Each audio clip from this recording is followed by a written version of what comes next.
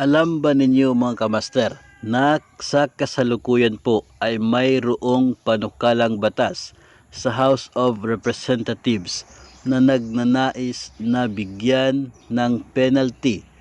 ang mga mapang-abusong lending institutions na tumatanggap o kumukuha ng ATM card o kaya ay cash card mula sa mga personnel ng gobyerno o mga beneficiary ng government programs bilang collateral sa kanilang na-avail na loan. Ang House Bill 7966 mga kamaster ang atin pong tinutukoy sa episode na ito.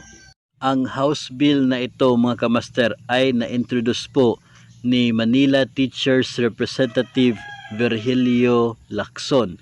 at ang House Bill na ito ay papangalanan po na Anti-ATM Pawning Scheme Act of 2020. Isa po sa mga nagsilbing dahilan ng House Bill na ito ay ang inilabas ng DepEd Secretary Leonor Briones, ang Memorandum Order number OM-OSEC-2020-006 kung saan po ay nire-remind ng DepEd ang lahat ng mga employees nito to refrain from using ATM payroll cards as collateral for loans or engaging in the ATM Sangla scheme or ATM card pawning. Ito po ay matapos na nababalita na marami po sa mga personnel ng DepEd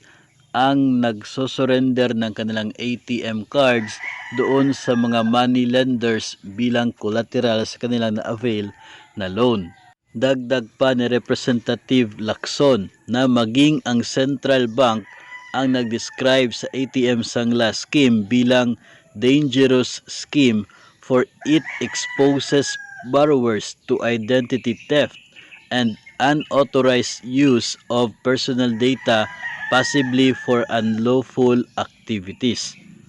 Kaya naman ayon kay Representative Lacson, it is high time that we put a stop to this form of unfair business practice by imposing penalties against those who engage in the same and protect the public from these unscrupulous practices. Kung kaya nga po nagawa o nangyari ito pong House Bill 7966 ni Representative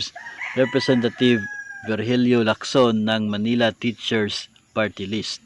Kabilang po mga kamaster sa mga prohibited acts na laman po ng House Bill na ito ay ang mga sumusunod. Pag-claim ng kahit anong government benefits mula sa ATM or cash card ng isang qualified beneficiary without the latter's express authority stating cause why he or she cannot claim the benefit himself or herself, kung bakit kinakailangan pa na ang lending institution ang mag-claim ng kanyang benepisyo mula sa kanyang ATM or cash card. Pangalawa ay ang pag-withdraw ng kahit anong halaga mula sa ATM card ng isang worker, laborer or employee nang walang express authority nito, kung saan nakastate pa rin ang rason kung bakit hindi siya mismo ang mag-claim ng salary. Pangatlo ay ang pag-dispose, pag-withhold o kaya ay pag-transfer ng possession ng ATM or cash card na kinakailangan mula sa claim ng isang government benefit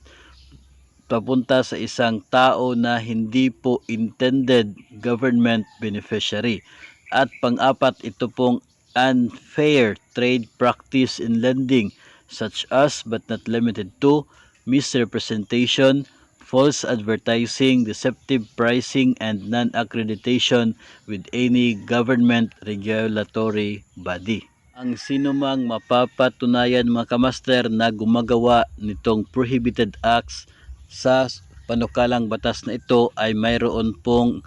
magiging penalty na imprisonment for not less than 6 months but not more than 1 year at fine of not less than 100,000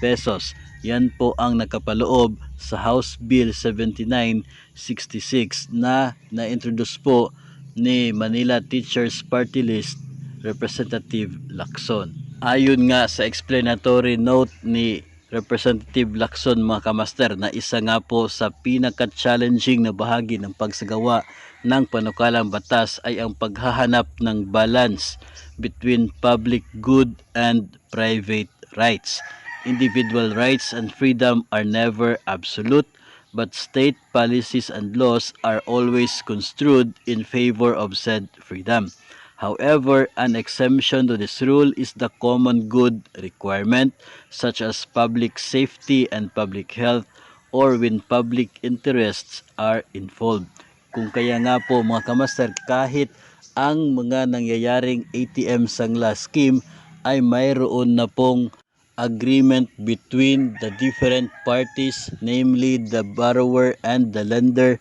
pero kinakailangan pa rin, mga kamaster, na gagawa ang Estado ng mga batas na siya pong magiging proteksyon ng mga borrowers is in case, mga kamaster, na magkakaroon ng unfair lending practices at kung mangyayari po na magagamit sa mga hindi nakakabuting paraan ang kanilang mga personal na impormasyon na makikita mula sa kanilang na-surrender na ATM card or cash card doon sa kanilang lenders. Kung kaya nga po nangyari or na-introduce itong House Bill 7966. Sa kasalukuyan, mga kamaster, ay ongoing pa rin naman po ang mga nakaschedule na hearing para po makinggan o kilatisin ng mga representatives sa House of Representatives ang bawat issue na may kaugnayan po sa ATM Sangla scheme. Hindi pa naman po naging batas ito sa ngayon at patuloy pa rin po na pinag-aralan ng mga mambabatas kung ano po ang mas nakakabuti para po sa sambayan ng Pilipino, especially po sa mga personnel ng gobyerno o kaya ay mga 4Ps beneficiaries na tumatanggap ng pera,